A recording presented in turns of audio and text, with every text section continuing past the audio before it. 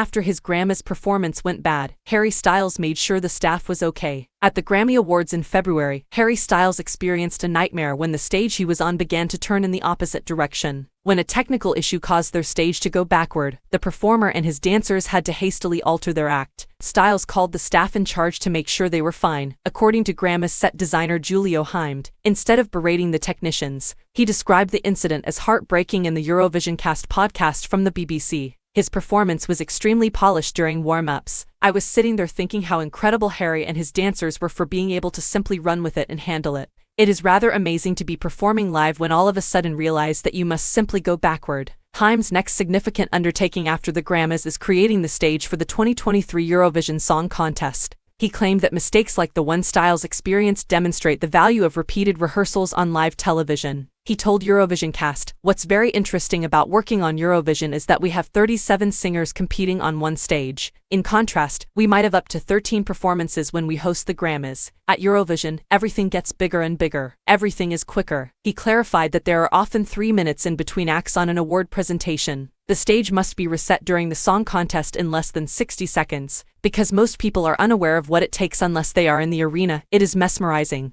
Although chaotic, it is well-organized chaos. In recognition of the fact that the UK is hosting the competition on behalf of last year's winners, Ukraine, the themes of togetherness, celebration, and community will be featured on this year's Eurovision stage. Heim said of his design when it was presented last month, "The stage takes inspiration from a large hug, offering its arms to Ukraine, the show's performers, and guests from across the world." By the end of the month, work will start on the M&S Arena in Liverpool, and a number of previously scheduled performances will be moved or cancelled to make room for the competition. In order to prevent any of the performers from losing their lives in front of the contest's 160 million viewers, weeks of practice will be held. Last week, tickets for the 9 performances in Liverpool were sold out in 90 minutes despite warnings from fans that the hotels they had reserved were the targets of phishing email cyberattacks that put their data at danger.